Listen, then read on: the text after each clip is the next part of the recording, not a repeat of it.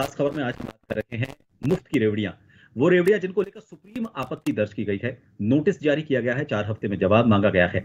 मुफ्त की रेवड़ियों की जब बात होती है तो हर राजनीतिक दल जो भी उनकी तरफ से ये उपक्रम किए जा रहे हैं इस कैटेगरी में, उनको अलग अलग परिभाषाएं दी जाती हैं। कोई उनको सुविधा का नाम देता है, कोई सेवा का नाम देता है, कोई उनके लिए संकल्प की परिभाषा सामने रखता है। लेकिन अगर सुप्रीम टिप्पणी हुई है तो जाहिर तौर पर कहीं ना कहीं इनके मकसद और चुनाव से ठीक पहले जो इस तरह की चीजें की जा रही हैं उनको लेकर सुप्रीम कोर्ट को कुछ असंवैधानिक लगा है, तभी इस पर आपत्ति की गई है। इसके संवैधानिक और असंवैधानिक पक्ष को जानने की कोशिश करेंगे। राजनीति इसको लेकर क्या कहती है, राजनीति अपनी परिभाषाएं कैसे देती है, उसको लेकर राजनीतिक जो प्रतिनिधि हैं वो हमारे साथ जुड़े हुए हैं। उन सभी से आपका परिचय करवा देते हैं, फिर इसके बाद हम चर्चा की शुरुआत करेंगे। हमारे साथ वरिष्ठ अधिवक्ता ए.के. जैन साहब इसका संवैधानिक पक्ष सामने रखने के लिए जुड़े हुए हैं। हमारे साथ बीजेपी से विकास सोमानी जी जुड़े हुए हैं और कांग्रेस से भरत मेघवाल जी कुछ देर में इस चर्चा का हिस्सा बनेंगे।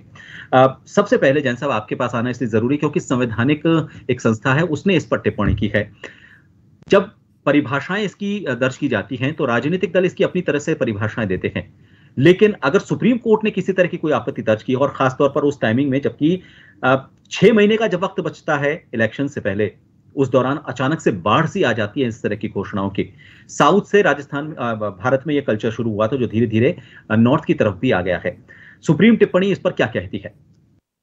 ये सबसे पहली बात ये है कि गवर्नमेंट जो कुछ भी करती है कोई राजनीतिक दल नहीं करता है बल्कि सरकार करती है, और सरकार को जो संपत्ति मिलती है या जो भी फंड उनकी डिस्पोजल पर होते हैं वो जनता की कमाई होती है, और सरकार मालिक नहीं होती है बल्कि ट्रस्टी होती है। सुप्रीम कोर्ट ने इससे पहले भी कई बार कहा है और ये मूल सिद्धांत भी है कि government is the trustee of public property. जो जनता की संपत्ति है, सार्वजनिक संपत्ति है, उसकी ट्रस्टी है और उसको that should be used to the best benefit of the society. समाज के भले के लिए, अच्छे काम के लिए इसका उपयोग किया जाना चाहिए, और ये जो भी उपयोग हो वो उसका एक कारण होना चाहिए, उसका सही उपयोग होना चाहिए, उसका दुरुपयोग नहीं होना चाहिए। और इसीलिए मामलों में चाहे कभी कुछ भी मामले हो, कोर्ट्स भी उसमें इंटरफेरेंस करती हैं। निश्चित रूप से भारत का जो राज्य है वो एक लोकतांत्रिक के साथ साथ एक सामाजिक सुरक्षा देना भी सरकार की जिम्मेदारी है। सोशल वेलफेयर भी एक सोशल वेलफेयर भी सर, जो वेलफेयर स्टेट है, हमारी स्टेट एक वेलफेयर स्टेट है, इसलिए सोशल वेलफेयर का ध्यान रखना भी सरकार की जिम्मेदारी है। और सोशल वेलफेयर स्कीम हिंदुस्तान में ही नहीं, दुनिया के सभी देशों में सोशल वेलफेयर स्कीम्स ली जाती है, क्योंकि ये नहीं है कि सिर्फ सरकार जो उसके पास राशि है वो लाभ के लिए या लाभ आने के लिए ही प्रयोग करे, बल्कि उसका उपयोग जनता के भले के लिए या गरीब या जो पिछड़े हैं उनके फायदे के लिए भी होना चाहिए। जो मुफ्त की रेवड़ी शब्द है ये इनोवेट किया है, हमारे प्रधानमंत्री जी ने इनोवेट किया है उसको, सबसे पहले उन्होंने इस शब्द का प्रयोग किया था। निश्चित रूप से मुफ्त की रेवड़ी समाज के जो सोशल बेनिफिट के काम करना है, जो आवश्यक हो, उसको आप मुफ्त की रेवड़ी नहीं कर सकते। यदि आप मुफ्त में दवाइयाँ उपलब्ध करा रहे हैं, वैक्सीन उपलब्ध करवा रहे हैं, या जो बिल्कुल कमजोरों को आप मुफ्त में अनाज भी उपलब्ध करा रहे हैं या सब्सिडी दे रहे हैं आवश्यक कार्यों के लिए, तो उसको मुफ्त की रेवड़ी नहीं कहा जा सकता। मुफ्त की रेवड़ी उसे कहा जा सकता है कि जहां सरकार सिर्फ वोट पॉलिटिक्स के लिए, राजनीतिक दल अपने उसका धन का दुरुपयोग करें, जो पब्लिक के हित के लिए, समाज के हित के लिए और देश के हित के लिए उपयोग नहीं किया जाए। और इसी परिप्रेक्ष्य में सुप्रीम कोर्ट ने यह कहा है कि भाई एक तो ये जो इलेक्शन के टाइम पर आप घोषणाएं करते हैं बिना किसी बजटीय आधार के, वो भी उचित नहीं है, उसका भी आपकी जवाबदेही होनी चाहिए, क्योंकि कोई भी घोषणा करके चला जाता है, उसके बाद वो घोषणा कभी भी जमीन पर नहीं आ पाती है। ये वर्षों से होता आ रहा है और रोज रोज नए नए उदाहरण हमारे सामने आते हैं। तो ऐसी परिस्थिति में वेलफेयर स्टेट के हिसाब से जब तक राज्य सरकार काम करे, पर सरकारें वेलफेयर स्टेट की बजाय राजनीतिक लाभ के लिए जब काम करती है तब ऐसे प्रश्न पैदा होते हैं, और इसीलिए ये लक्ष्मण रेखा खींचने के लिए ही सुप्रीम कोर्ट ने इसने हस्तक्षेप करना उचित समझा। बिल्कुल, सुप्रीम टिप्पणी एक तरह से ये भी सामने रखती है कि हित किसका और किस वक्त में, क्या वास्तव में उसके लिए जो जिसके लिए वो जरूरी है उसको वो हित दिया जा रहा है और किस वक्त में दिया जा रहा है। मेरे ख्याल से टाइमिंग को लेकर भी उन्होंने कहा है, और हित उस तक पहुंचना चाहिए जो वास्तव में उसके लिए उस दायरे में आता हो। सोमानी जी, जो टिप्पणी की गई है उसमें ऐसा नहीं है कि सिर्फ राजस्थान ही है, मध्य प्रदेश भी है और साथ ही केंद्र सरकार पर भी टिप्पणी की गई है। फ्री बीज को लेकर बार बार एक दूसरे पर आक्षेप तो लगाए जाते हैं, लेकिन वो आक्षेप जब विपक्ष में होते हैं तब लगते हैं, लेकिन जहां पर खुद की सरकार होती है, उन पार्टी की सरकार होती है, तो वहां पर उसे कुछ और परिभाषाएं दे दी जाती है। मध्य प्रदेश पर भी टिप्पणी की गई है सुप्रीम कोर्ट की तरफ से। आपकी बात को स्पष्ट करना चाहूंगा कि सरकार में एक सब्सिडी नाम का जो वर्ड,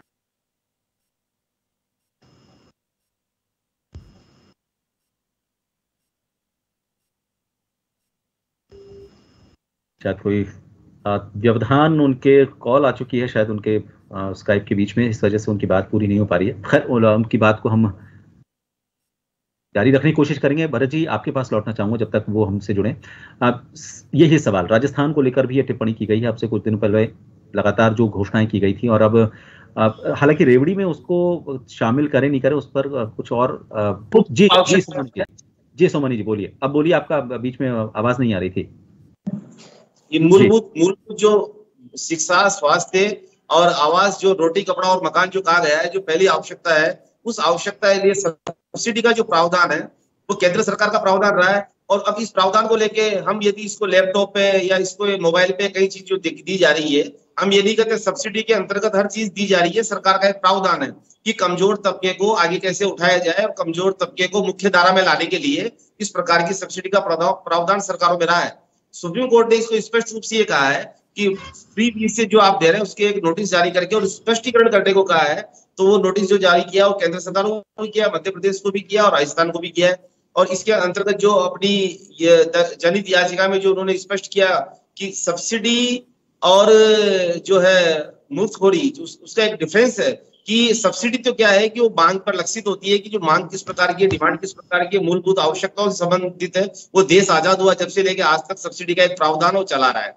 वो गैस ईंधन में, रोटी कपड़ा और मकान, शिक्षा, स्वास्थ्य, मूलभूत आवश्यकताओं के लिए दिया जा रहा है। पर उसको एक बहुत ही ज्यादा व्यापक रूप देके और अपन बिल्कुल ही अर्थव्यवस्था का आगे जाके किस तरह की हालात हो जाए कि हमें फ्री बीज मुफ्तखोरी में बांटते रहे और अर्थव्यवस्था पूरी चरम सीमा पर बिगड़ जाए, तो जरूर केंद्र ने इस बात का स्पष्टीकरण मांगा है। तो ये सही है, इसमें स्पष्टीकरण मांगने के लिए जो स्पष्ट होगा वो जवाब दिया, वो फ्री बीज का और जो है सब्सिडी का, उसका एक डिफरेंशिएट जो करना है वो स्पष्ट रूप से हो पाएगा कि क्या सब्सिडी के अंतर्गत है और क्या फ्री बीज के अंतर्गत है, और वो अपना क्लियरिफिकेशन है जो अपने स्तर पे वो देंगे। बिल्कुल, परिभाषाएं और दायरे भी तय किए जाएंगे जब सुप्रीम कोर्ट में पूरा मामला विस्तार से चर्चा में आएगा। भरत जी, आपसे यही सवाल था मेरा, राजस्थान में भी जो घोषणाएं की गई हैं उनको लेकर, चाहे लैपटॉप की बात करें, मुफ्त मोबाइल की बात करें, फूड पैकेट्स की बात करें, एक तरह से ये टिप्पणी उन्हीं फ्री बीज के ऊपर है और इस वजह से ज्यादा ये कठोर हो जाती है क्योंकि ये तक कहा गया है कि चुनाव से ठीक पहले इस तरह की घोषणाएं क्यों, ये फ्री बीज चुनाव से पहले क्यों? बाकी 4.5 साल में अगर इन चीजों को लागू किया जाता है तो माना जा सकता है कि इसका कोई राजनीतिक हित नहीं है, इसके पीछे कोई। जी देखिए, अगर आपको ज्ञात हो तो यूपीए की जब केंद्र में सरकार थी तो हमने 3 बहुत बड़े कानून बनाए जिस कानून का आज भी फायदा मिल रहा है। एक कानून था राइट टू इंफॉर्मेशन, एक था राइट टू फूड और एक था राइट टू एजुकेशन। इन तीनों कानून की वजह से जो अत्यंत पिछड़े वर्ग लोग थे वो मुख्य धारा से जुड़े। अब आती है रेवड़ी की बात, जो अभी ये कह रहे थे विकास सोमानी जी और बाकी। मुझे लगता है जो रेवड़ी शब्द यूज में लाया जा रहा है ना, बिल्कुल भी नहीं लिया जाना चाहिए, क्योंकि इस प्रदेश का, इस देश का हर एक व्यक्ति चाहे जीएसटी के माध्यम से या इनकम टैक्स के माध्यम से सरकारों को कर देता है और साथ ही साथ इस प्रदेश की जनता, हर एक व्यक्ति, एक रिक्शा चालक भी इस जीडीपी में अपना योगदान देता है। तो अगर सरकार अपने पैसों, उनके द्वारा दिए गए पैसों को उनकी भलाई में लेकर आती है तो मुझे नहीं लगता कि वो फ्रीबीज या रेवड़ी में काउंट होनी चाहिए। अभी बात आई मोबाइल फोन की, अभी मुझे लगता है, देखिए आप ठीक है, सारी जनता पैसा देती है, उसमें निम्न वर्ग, मध्यम वर्ग और उच्च वर्ग सभी टैक्सेस देते हैं, लेकिन उसका फायदा सभी को नहीं मिल पाता बराबर रूप से। ये एक भी टिप्पणी है। मैं वही प्रभात जी, मैं उसी बात का जवाब दे रहा हूँ। टारगेटेड उस वोटर को, उस व्यक्ति को दिया जाता है जिसको वोटर के तौर पर लाभ जिसका लेना चाहे। ये थोड़ा सा कैटेगराइज करना, ये गड़बड़ है ना। नहीं, ये वोटर्स को नहीं, ये उन आर्थिक दृष्टि से पिछड़े लोगों को दिया जा रहा है जो इस महंगाई की मार में अपने जीवन यापन को नहीं चला पा रहे।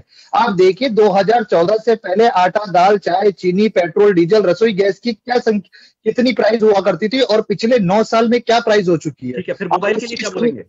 मैं मोबाइल के लिए भी बता देता हूँ, मैं मोबाइल के लिए भी आपको बता देता हूँ। आज इस राजस्थान प्रदेश के अंदर मैं आपको ये बताता हूँ कि अगर हम एक मिडिल क्लास फैमिली को देखते हैं तो उसके 3 या 4 साल का बच्चा बहुत अच्छी तरीके से एक्सेस कर सकता है मोबाइल को। क्यों? क्योंकि उसकी फैमिली उस मोबाइल को दिलाने के लिए सफिशिएंट है। उसकी फैमिली वहां इंटरनेट कनेक्शन दे सकती है, उसकी फैमिली को स्टडी करा सकती है। लेकिन वहीं अगर हम डूंगरपुर, बांसवाड़ा और एक पिछड़े गांव में जाएंगे तो उस गांव में एक रिक्शा चलाने वाला, एक साइकिल चलाने वाला, एक किसान मजदूर, एक जो नॉर्मल मजदूर है, वो अपने बच्चों को मल्टीमीडिया मोबाइल नहीं दिला सकता जहां यूट्यूब पे जाके वो अपनी पढ़ाई को कर सकेगा, वो किसान के बारे में जान सकेगा, वो महिलाओं को आगे बढ़ाने के बारे में जान सकेगा। आईटी ऑनलाइन पढ़ाई की जाती थी, कोरोना का वो दौर जा चुका है जब ऑनलाइन पढ़ाई पर बहुत ज्यादा आपके पास चालू हो चुकी, ऑनलाइन पढ़ाई चालू हो चुकी, लेकिन क्या आपके पास मोबाइल खरीदने लायक भी पैसा है? बहुत ऐसे परिवार में आपको बता दूंगा जहां पर एक छोटा सा आज भी कीपैड लेकर चलते हैं। आप उसका एंड यूज देखिए प्रभात जी, आप उसका एंड यूज देखिए कि जो एंड यूज किया जा रहा है। आज हम अगर बात करते हैं 100 यूनिट बिजली फ्री देने की, उसमें कहां हम गलत कर रहे हैं? अगर 100 यूनिट देख के उनको महंगाई की मार से बचाया जा रहा है, अन्नपूर्णा योजना देख के उनको महंगाई की मार से बचाया जा रहा है। राजस्थान आज आर्थिक विकास दर में पूरे देश में दूसरे स्थान पर है। देश की प्रति व्यक्ति आय से भी ज्यादा राजस्थान की प्रति व्यक्ति आय है। आज हमारी जीडीपी बढ़ रही है, राजस्थान का टैक्स कलेक्शन बढ़ रहा है, राजस्थान कर्जा बढ़ रहा है। आप कर्जा देखिए, कर्जा कितना बढ़ रहा है प्रति व्यक्ति, 65,000 तो प्रति व्यक्ति कर्जा हो गया है। आप राजस्थान के कर्जे में दूसरा नंबर है तेलंगाना के बाद। सुनिए विकास जी, सुनिए 2014 में इस देश का कर्जा कितना था? राजस्थान के कर्जे की बात कीजिए आप। देश तो 5वीं अर्थव्यवस्था हो गया आज की तारीख में, देश तो विकास करता हुआ, विकास करता हुआ आज 5वीं अर्थव्यवस्था में शामिल है देश। देश ने बहुत बड़ी उपलब्धियां विश्व के सामने रखी है। विकास जी बीच में ना बोले, क्योंकि फिर मैं आपको इंटरप्ट करूंगा तो आप अपनी बात नहीं बरुक कर पाएंगे। इस देश का कर्जा 55 लाख करोड़ था 2014 में। पिछले 9 साल में यहाँ के यशस्वी प्रधानमंत्री जी ने 155 लाख करोड़ कर दिया, जिसे पूरे 47 साल में इस देश में जितनी सरकारें हुई उतना कर्जा नहीं लिया था। और अभी G20 में फिर से कर्जा मांगा इस देश के प्रधानमंत्री जी ने, जो रेवड़ी की बात करते हैं। इस देश को सोशल सिक्योरिटी देने वाला राजस्थान राज्य है। हमने कानून बनाया ताकि सोशल सिक्योरिटी दी जा सके। गिग वर्कर्स के लिए हमने कानून बनाया, राइट टू हेल्थ हमने बनाया, चिरंजीवी योजना 25 लाख की योजना हमने ऐसे लोगों को देखा जिनको अपने घर बेचना पड़ जाता है, जिनको जेवरात बेचने पड़ जाते हैं, पैसों की तंगी की वजह से इलाज नहीं करा पाते। लेकिन आज राजस्थान में किसी व्यक्ति को अपना घर नहीं बेचना पड़ रहा, किसी व्यक्ति को अपनी जेवर नहीं बेचने पड़ रहे। राजस्थान की कांग्रेस सरकार मुफ्त में इलाज दे रही है। तो क्या ये इलाज देना गलत है? ये तो हमारा संविधान भी कहता है। हम किसी को रेवड़ी, इट मींस कि आप किसी चुनिंदा वोटर्स को कुछ ऐसी चीज दे रहे हैं जो उसकी रोजमर्रा की चीजों में काम नहीं आ रही है। आप उसको कुछ एंटरटेनमेंट चीज दे रहे हैं, आप उसको कुछ अलग चीजें दे रहे हैं, उसको आप रेवड़ी कहा सकता है। चलिए ठीक है। जैन साहब, रिजर्व बैंक ऑफ इंडिया की जो परिभाषा है रेवड़ी को लेकर, या फिर इस जो कल्चर है अभी जिसकी बात करें, चाहे फ्रीबीज कह लो, परिभाषाएं अलग अलग दे सकते हैं। इसके लिए जो शब्दशः मैं उस परिभाषा को एक बार आपके सामने और सब लोगों के सामने रखना चाहूंगा कि जिनके कारण क्रेडिट कल्चर कमजोर हो, सब्सिडी की वजह से कीमतें बिगड़ें, प्राइवेट इन्वेस्टमेंट में या तो कोई गिरावट आ जाए, या फिर लेबर फोर्स उसकी जो भागीदारी, हिस्सेदारी होती है हमारी देश की अर्थव्यवस्था में, वो कम हो जाए, तो फ्रीबीज इसे कहा जाता है। अभी फिलहाल जो परिभाषाएं राजनीतिक दलों की तरफ से दी जा रही है, या फिर ये कहा जा रहा है कि ये उनकी मूलभूत सुविधाओं का एक हिस्सा है, उनकी उन मूलभूत जरूरतों का एक हिस्सा है, और इसी वजह से उनको दिया जा रहा है। ये तय कैसे होगा कि कौन सी तो उनकी मूलभूत समस्याओं का हिस्सा है और कौन सी ऐसी हैं जो लग्जरी, तो खैर मैं इसको बड़ा शब्द है, लेकिन फिर भी वो सुविधाओं के नाम पर आती है, सेवाओं के नाम पर नहीं आती। देखिए 2013 में सुप्रीम कोर्ट के सामने ये प्रश्न गया था, जब तमिलनाडु सरकार द्वारा लैपटॉप, टीवी आदि चुनाव में देने के वादे किए गए थे, घोषणा की गई थी, और जिसको सुप्रीम कोर्ट में चुनौती दी गई थी, S Balasubramaniam versus state of Tamil Nadu का वो मामला था, और जिसमें सर्वोच्च न्यायालय ने ये कहा था कि ये देना नहीं देना ये फंडामेंटल राइट से कवर नहीं है, सिर्फ डायरेक्टिव प्रिंसिपल से कवर है। और सुप्रीम कोर्ट ने कहा था कि ये तो स्टेट का पॉलिसी डिसीजन है, हम इस मामले में हस्तक्षेप नहीं कर सकते। फ्रीबीज के मामले में वहाँ उस समय लैपटॉप और टेलीविजन देने की घोषणाएं हुई। 2006 का मामला है। आज जो 2013 का निर्णय है, सुप्रीम कोर्ट ने आज जस्टिस हिमा कोहली की हेडेड बेंच ने उसमें ये कहा है कि हम इस फैसले पर अपने पर पुनर्विचार करेंगे। नई रिट में उन्होंने कहा कि जो 2013 में जो रोल ऑफ कोर्ट का कहाँ तक रोल है, या स्टेट्स की पावर, जो स्टेट्स को अपनी एग्जीक्यूटिव पावर है, इसमें फ्री वीज देने की, ऐसा उसमें क्या बॉर्डर होना चाहिए और कोर्ट का इंटरफेरेंस कितना होना चाहिए, तो उस जजमेंट को रिविजिट किया जाएगा। क्योंकि उस जजमेंट के बाद ये सारी स्टेट्स ने, गवर्नमेंट ने ये मान लिया था कि वो फ्री हो गई हैं, वो मर्जी चाहे जो घोषणाएं कर सकती हैं, जो पब्लिक की मनी है या जो टैक्स पेयर की मनी है उसका चाहे जैसे उपयोग कर सकती हैं, चाहे व्यक्तिगत, चाहे राजनीतिक स्वार्थ के लिए करें, चाहे वोट पॉलिटिक्स के लिए करें, और हर राजनीतिक दल उसके लिए करता आ रहा है। तो निश्चित रूप से अब सुप्रीम कोर्ट शायद इस स्तर पर आया कि भाई राजनीतिक दल तो करेंगे नहीं, लेजिस्लेचर तो ये करेगा नहीं, तो अब ऐसा लगता है कि सुप्रीम कोर्ट को ही ये बाउंड्री लाइन क्लियर करनी पड़ेगी कि क्या क्या चीजें तो आपकी वेलफेयर स्टेट में मानी जानी चाहिए, अर्थात फ्री बीज और वेलफेयर स्टेट के बीच की क्या बाउंड्री लाइन होनी चाहिए, ये तय शायद हो सकता है सुप्रीम कोर्ट जब अपने निर्णय को रिविजिट करे। तो इस मामले, अब जहां तक आपने बात कही कि रिजर्व बैंक ऑफ इंडिया ने फ्री बीज की परिभाषा दे, रिजर्व बैंक ऑफ इंडिया एक फिस्कल काम करती है, उनका आर्थिक दृष्टि से देखने का काम है।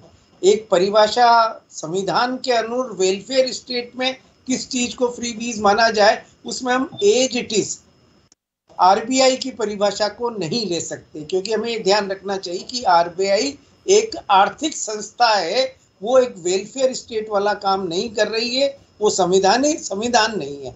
तो निश्चित रूप से अदालत ही ये बाउंड्री लाइन तय करेगा, क्योंकि अगर हमारे राजनीतिक दल इस बाउंड्री लाइन को तय कर लेते तो शायद कोर्ट्स को इंटरफियर करने की जरूरत नहीं आती, परंतु अब ये बाउंड्री लाइन तय करने का समय, अब कोर्ट शायद इसीलिए 2013 के जजमेंट को रिविजिट कर रहे हैं, वो दोबारा उस पर विचार कर रहे हैं कि हमारा वो निर्णय सही था या गलत था, या कोर्ट इसमें क्या बाउंड्री लाइन दे सकती है। जी सोमानी जी, ये भी माना जाता है कि जो फ्रीबीज की घोषणाएं दूसरे राजनीतिक दलों की तरफ से की जा रही है, चलिए मैं बीजेपी की बात करूं और 2 उदाहरण दूंगा, एक तो कर्नाटक और एक हिमाचल प्रदेश। 2022 के चुनाव की बात करें, वहां पर कर्नाटक में जो 5 घोषणाएं की गई थी कांग्रेस की तरफ से, उनको फ्रीबीज का नाम दिया गया, लेकिन उसकी वजह से पूरा परिणाम पलट गया और वो बीजेपी के पक्ष में नहीं रहा, और कुछ इसी तरह का परिणाम हिमाचल प्रदेश में भी देखने को मिला।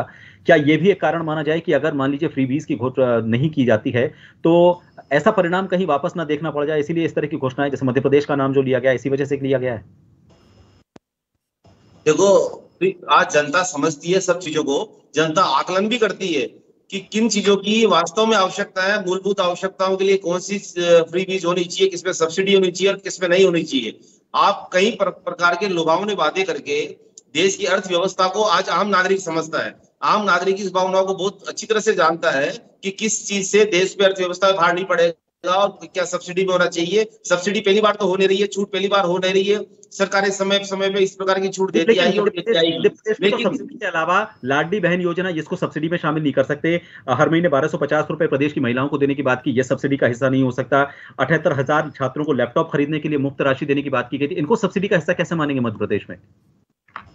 कई चीजें, ये जो स्पष्टीकरण है इसका सरकार देगी। कई बार कुछ इंटीरियर इलाके ऐसे होते हैं, चाहे वो राजस्थान हो चाहे मध्य प्रदेश हो, अब वो किन के लिए लागू हो रहा है, किन के लिए नहीं लागू हो रहा है, किस प्रकार से स्पष्टीकरण हो रहा है कि जिन कोई रोजगार के लिए, कोई स्टार्टअप के लिए, किस प्रकार के लिए उसका उपयोग हो रहा है और उसका सब्सिडी के रूप में काउंट हो रहा है या फ्री बीज में काउंट हो रहा है। ये देखने वाली बात है कि सरकार किस तरह से, जिस सरकार को नोटिस इशू किया है वो सरकार अपना स्पष्टीकरण इस बात को देंगे। और रही बात की मुफ्तखोरी की जो आदत है या किस तरह से उसमें सुप्रीम कोर्ट ने जो जवाब मांगा है कि क्या इसमें क्लियरिफिकेशन देना है, तो जहाँ राजस्थान में गवर्नमेंट है तो राजस्थान की गवर्नमेंट क्लियरिफिकेशन इस बात का देगी कि उन्होंने किस किस योजनाओं को किस किस तरह से मोबाइल, कुछ योजनाएं ऐसी हुई है प्रभात जी जो पहले आज तक हुआ नहीं है, जैसे कई बार मोबाइल वाला है, कुछ चीजें ऐसी हो रही है जिनका आप किस प्रकार से स्पष्टीकरण दे रहे हैं और उनका क्राइटेरिया क्या रखा आपने? मैंने एमपी में वही लैपटॉप का उदाहरण तो दिया। लैपटॉप को आप किस तरह से देखेंगे? कैश जो 1200 रुपए जो देने की बात थी उसको किस उसमें मद में गिनेंगे फिर? प्रभात जी, उसमें क्या है कि वो किन आवश्यकताओं के लिए दिए गए हैं और क्या है उसका स्पष्टीकरण जब देगी, जो सरकारें उसका स्पष्टीकरण देगी, उस बात पे तय हो पाएगा कि आखिर ये किसका उपयोग क्या है। कई बार 1200 क्या, कई बार आप जानते हैं कि हम छात्रवृत्ति के रूप में कई रुपया मिलता भी है, कई राशि मिलती है जो इस 1200 रुपए से कई गुना ज्यादा होती है।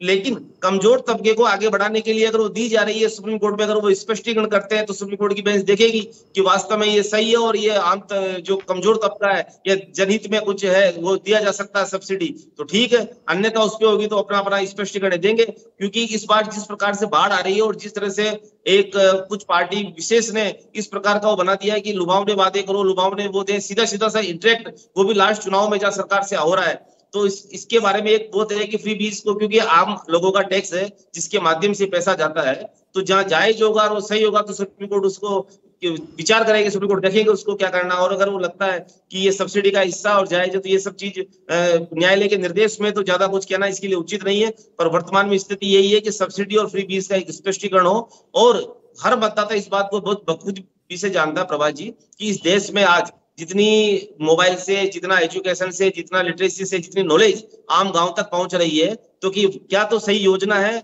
और क्या सही योजना नहीं है, किसको लाभ सही प्राप्त होना चाहिए, किसको नहीं होना चाहिए, वो वोट देता जब एक देता है कि देश का हित किसमें, राष्ट्र का हित किसमें और वोट किसको देना है।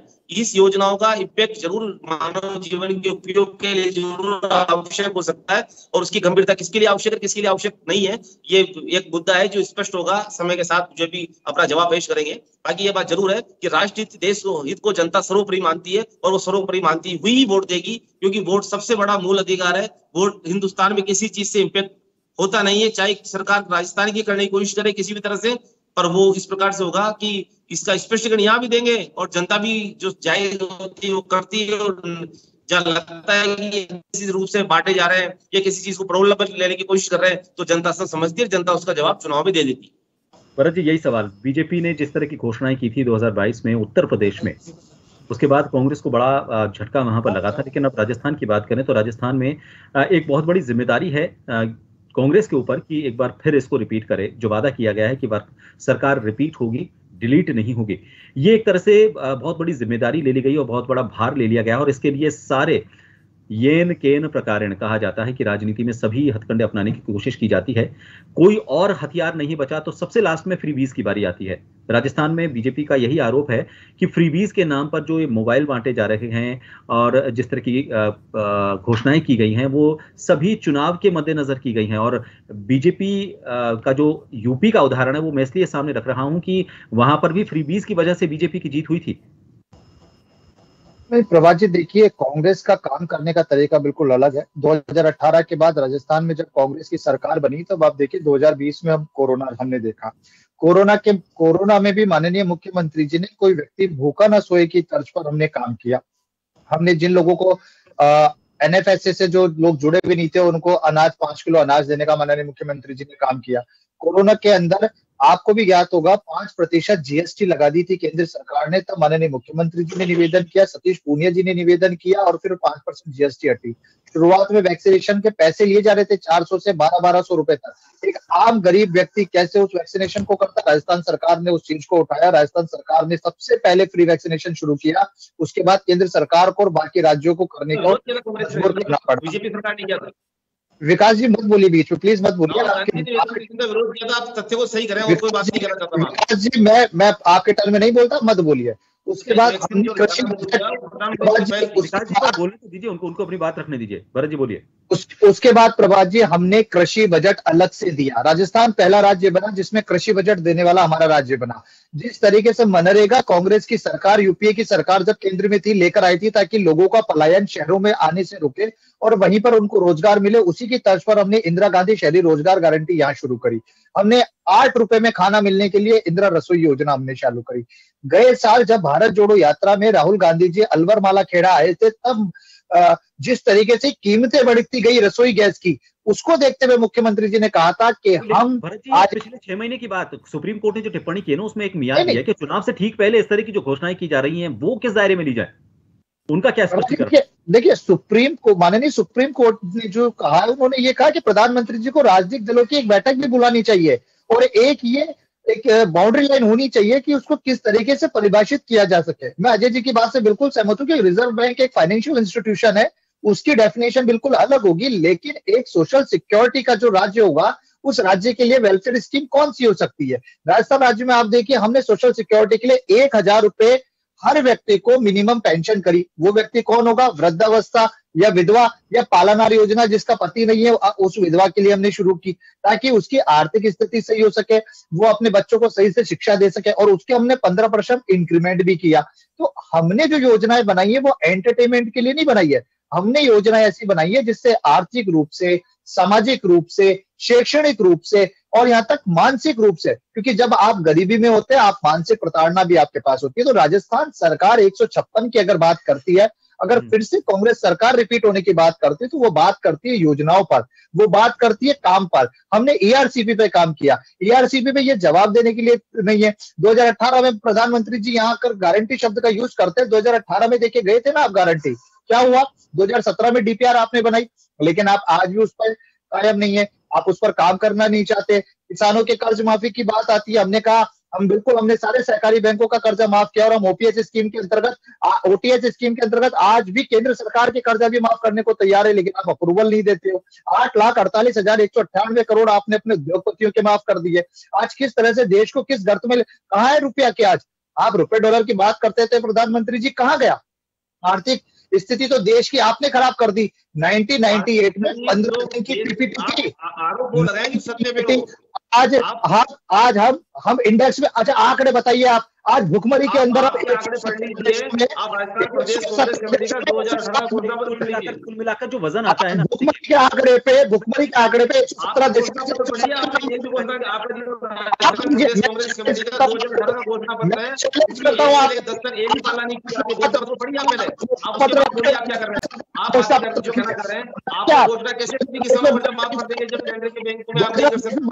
अरे विकास जी, राष्ट्रीयकृत बैंकों का राज्य सरकारें कैसे करेंगी माफ?